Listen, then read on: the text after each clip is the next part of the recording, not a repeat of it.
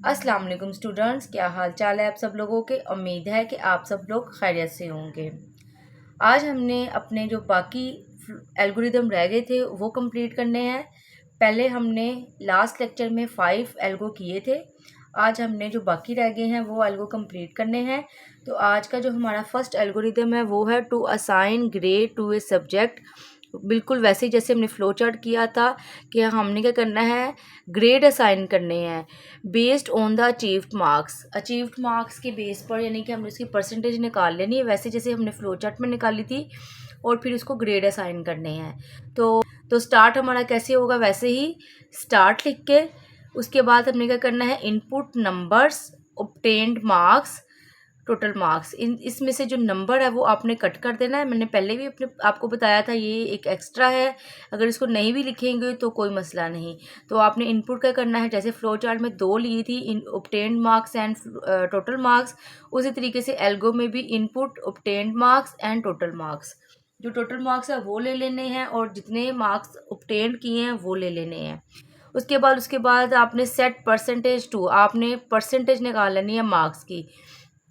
Obtained, इसका क्या formula होता है परसेंटेज निकालने का, obtained marks divided by total marks multiply by 100। जब आप ये करेंगे तो हमारे पास क्या आ जाएगा, परसेंटेज आ जाएगी। अब परसेंटेज को हमने कंपेयर करते जाना है और कंपेयर करके जो भी परसेंटेज के हिसाब से ग्रेड बनेगा वो हमने प्रिंट करवा देना है। तो सबसे पहले हमने हर एक परसेंटेज पर वो लगानी है, कंडीशन लगानी है कि अगर इतनी परसेंटेज हो तो ये ग्रेड असाइन करना है, और अगर इतनी हो तो ये ग्रेड असाइन करना है। तो वो सारी कंडीशंस हमने बतानी है। इफ़ परसेंटेज ग्रेटर देन 80, अगर तो 80 से ग्रेटर देन हुआ किसी स्टूडेंट का जो हमने यहाँ पर निकाला है, तो हमने क्या करना है, सेट ग्रेड टू ए। तो हमने ग्रेड में क्या रखवा देना है, ए प्लस। ठीक है, हमने ए प्लस रखवा देना है। अगर तो उसके 80 से अबव ना हुए तो फिर मुझे अगली कंडीशन चेक करनी पड़ेगी। इफ़ परसेंटेज ग्रेटर देन 70, अगर तो 70 से ग्रेटर हुआ तो मैं क्या करूँगी, सेट ग्रेड टू ए। तो मैं ग्रेड में क्या रखवा दूँगी, ए रखवा दूँगी। ठीक है, ए रखवा के बाकी सारा स्किप कर दूँगी और एंड कर दूँगी। लेकिन अगर ना हुआ तो फिर मुझे अगली कंडीशन चेक करनी पड़ेगी। इफ़ परसेंटेज ग्रेटर देन 60, तो सेट ग्रेड टू बी। अगर तो 60 से अबव हुआ तो मुझे ग्रेड बी असाइन कर देना है इसको। ठीक है, और अगर ये भी ना हुआ तो फिर अगली कंडीशन चेक करनी पड़ेगी, else if percentage greater then 50 से ग्रेटर हुआ तो मैंने क्या करना है, सेट ग्रेड टू सी। मैंने ग्रेड में सी रखवा देना है। अगर ये भी ना हुआ तो else if percentage greater then 40, अगर 40 से अबव हुआ तो सेट ग्रेड टू डी। तो मैंने क्या रखवा देना, ग्रेड में डी रखवा देना है। और अगर ये भी ना हुई तो मुझे फिर अगली कंडीशन चेक करनी पड़ेगी, else if percentage greater than 33, set grade to E. अगर तो 33 से अबव हुआ तो हमारा क्या हो जाएगा, ई ग्रेड आ जाएगा। और अगर तो 33 से बिलो हुआ तो वो तो होता ही बच्चा फेल है। इसलिए हम क्या करेंगे, एल्स की सूरत में, यानी कि अगर इन पाँचों कंडीशंस में अगर वो नहीं पूरा उतरता तो इसका मतलब क्या है, वो फेल है। सेट ग्रेड टू एफ हमने लिख देना है, सेट ग्रेड टू एफ। ठीक है, और फिर क्या आ जाएगा, आउटपुट ग्रेड। ये हर स्टेप के बाद, यानी कि अगर इधर ही ग्रेड मिल गया है तो हमने ये सारे स्टेप स्किप कर देने हैं और सीधा आउटपुट ग्रेड कर देना है। ठीक है, और प्रोग्राम एंड हो जाएगा।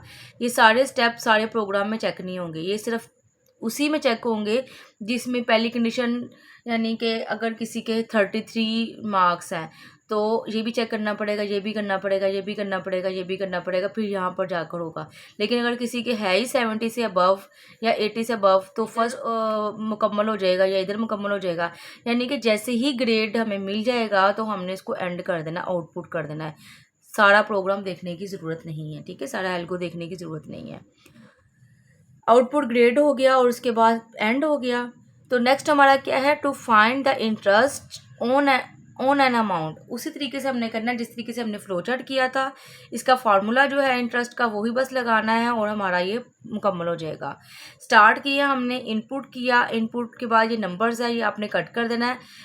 इनपुट अमाउंट, रेट और ईयर्स आपने वैसे ही ले लेने जैसे कि आपने फ्लो चार्ट में लिए थे। उसके बाद फार्मूला लगा देना, set plain interest to amount multiply by rate over 100। उसके बाद मल्टीप्लाई बाय ईयर्स वैसे ही निकाल लेना जैसे फ्लो चार्ट में निकाला है। आपने बस फार्मूला लिख देना है, नेक्स्ट है आपका आउटपुट प्लेन इंटरेस्ट, जो आंसर आएगा उसकी आउटपुट में लिख देना उसको, यानी कि प्रिंट करवा देना और उसके बाद प्रोग्राम एंड हो गया।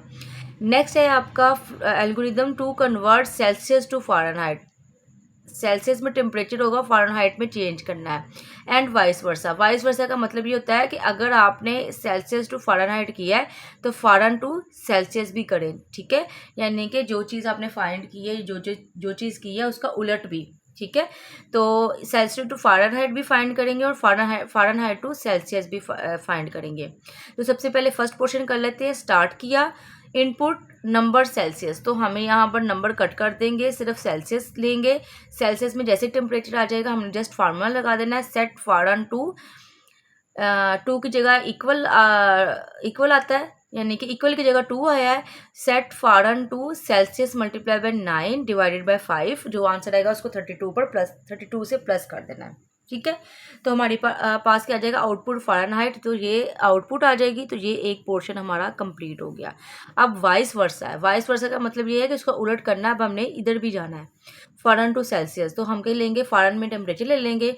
इनपुट नंबर फ़ारेनहाइट, तो नंबर को हम स्किप कर देंगे। Input Fahrenheit set Celsius to, इसका भी फार्मूला है, ठीक है, इसका फार्मूला था जैसे इसका भी फार्मूला है, आपने दोनों फार्मूला याद कर लेने हैं।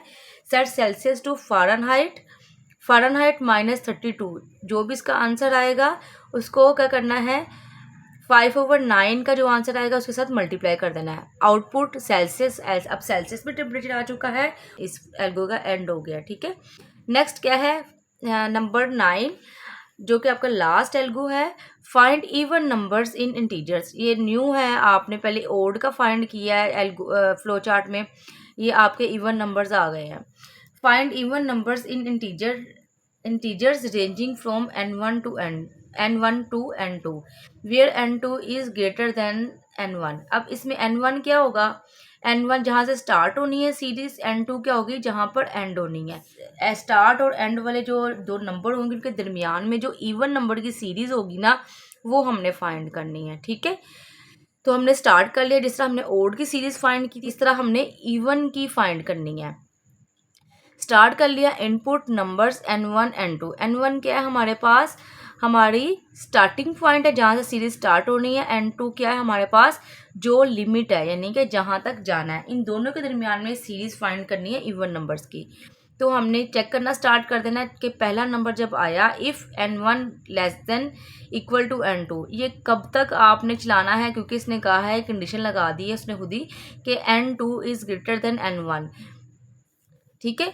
तो हमने कंडीशन लगा दी कि जब तक n1 less than equal to n2 से रहेगा तब तक हमने क्या करना है, चलाते जाने हैं ये अंदर वाला सारा स्टेप।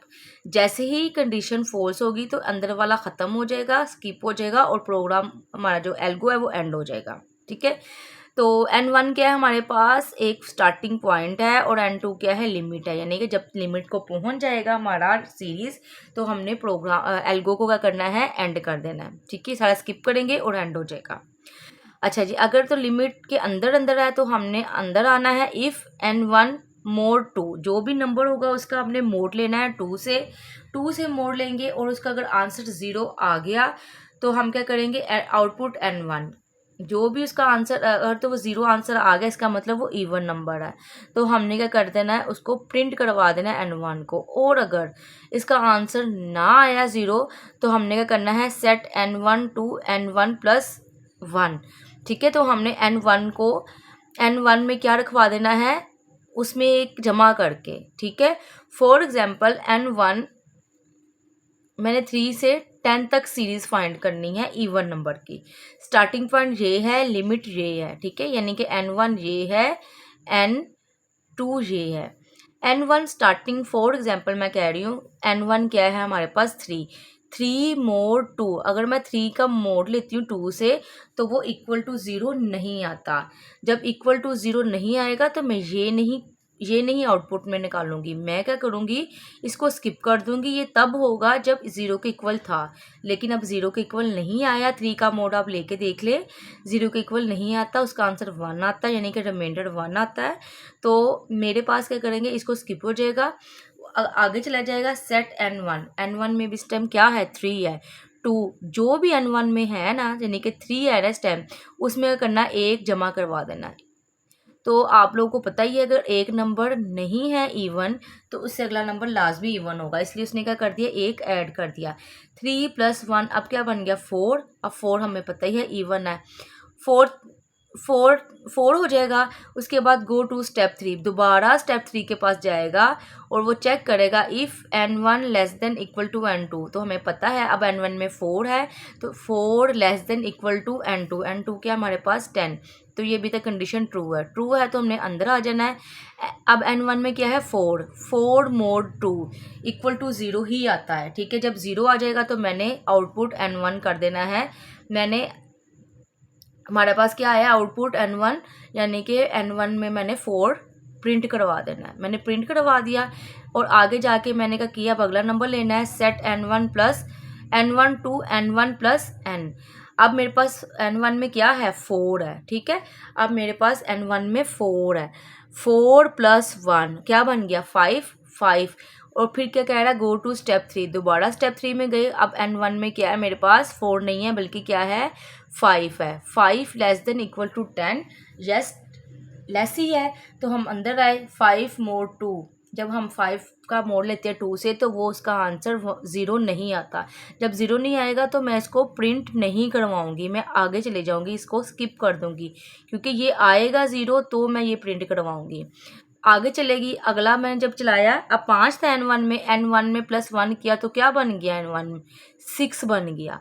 जब 6 को मैंने चेक किया 6 less than equal to n2, yes तो मैं अंदर आ जाऊंगी। फिर 6 का मोड लूँगी 2 से, जब 2 का मोड लूँगी 6 से तो क्या आएगा, उसका आंसर 0 ही आएगा। तो अगर 0 आएगा तो मैं आउटपुट 6 को क्या करवा दूँगी, प्रिंट करवा दूँगी। मोड आपको पता ही ऐसे ही लेते हैं, मैं बता देती हूँ आपको दोबारा कि जैसे कि यहाँ पर 6 का मोड लिया था मैंने 2 के साथ, 6 mod 2, तो हम 2 को बाहर रखते हैं 6 को अंदर रखते हैं और डिवाइड करते हैं 2 3 6 और आंसर आ गया 0, ठीक है। ये जो आंसर आता है ना इसको हम कहते हैं मोड, यानी कि जो रिमाइंडर होता है ना उसको हम कहते हैं मोड। अब मैं 5 का भी लेके दिखा देती हूँ आपको, पहले भी मैंने करवाया है फिर देख ले। अगर मैं 5 का लेती हूँ मोड 5, 2 2 द 4 और इसका आंसर क्या आ जाएगा 1। जब आंसर 1 आ जाएगा इसका रिमाइंडर क्या आया 0 नहीं आया, तो इसलिए ये क्या हो गया, ये इवन नंबर नहीं है और ये इवन नंबर है, ठीक है। जिसका आंसर 0 आएगा उसका वो इवन नंबर है, जिसका आंसर कोई और आएगा तो उसका वो इवन नंबर नहीं है। इस तरह ये रिमाइंडर निकालने हैं आपने, ठीक है। ये सारा प्रोसेस यही वाला हो रहा है। अच्छा जी 6 आ गया, 6 को मैंने प्रिंट करवा लिया। उसके बाद अगला स्टेप पर चले गए तो अब n1 क्या बन गया 7। मैंने 7 को चेक किया, 7 लेस देन 10 से लेस ही है तो मैं अंदर आ गई। तो मैंने 7 mod 2 लिया, जब 7 mod 2 लिया तो उसका आंसर 0 नहीं आएगा, ठीक है। तो मैं क्या करूँगी, इसको नहीं प्रिंट करवाऊँगी, मैं आगे चले जाऊँगी। अब मेरे पास 7 था n1 में, मैं +1 कर दूँगी तो मेरे पास अब 8 बन गया।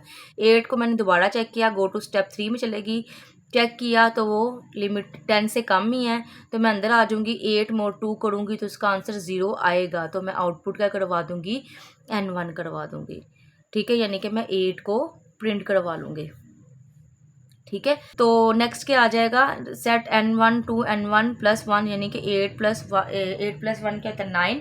9 में जाकर फिर गो टू स्टेप 3, 9 को चेक करूँगी 10 से लेस देन है, यस।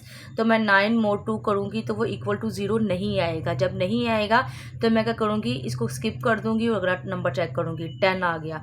अब क्या है 9 + 1 क्या होता है 10। 10 को मैं दोबारा चेक करूँगी, 10 less than equal to 10, yes क्योंकि इक्वल भी है तो 10 इक्वल टू 10 है तो अभी तक ट्रू है। तो अंदर आऊँगी 10 mod 2, अगर 10 mod 2 करूँगी तो उसका आंसर आएगा 0, तो मैं 10 को क्या करवा दूँगी, प्रिंट करवा लूँगी। उसके बाद क्या करूँगी, आगे चले जाऊँगी n1 टू n1 + 1। तो अब 10 था, 10 + 1 क्या होता है 11 बन जाएगा। जब 11 बन जाएगा मेरे पास तो मैं क्या करूँगी, गो टू स्टेप 3 चलूँगी, 11 less than equal to n2 तो कंडीशन होगी फॉल्स, तो मैं ये सारा स्किप कर दूँगी क्योंकि ये फॉल्स होगी तो मैं इसको कुछ भी नहीं देखूँगी, मैं सीधा एंड कर दूँगी, ठीक है। ये सारे आपके एल्गोरिदम थे, ठीक है। तो यहाँ पर हमारे एक पूरे एल्गोरिदम की एग्जांपल्स कंप्लीट हो गई हैं। उम्मीद है कि आप सब लोगों को अच्छे से समझ आ गया होगा। अगर नहीं आया समझ तो आप मुझसे क्वेश्चन कर सकते हैं। आज के लिए बस इतना ही। अल्लाह हाफिज़। स्टूडेंट्स, अगर आप चाहते हैं कि मेरी हर नई वीडियो आपको सबसे पहले मिले तो please like, subscribe and share the video.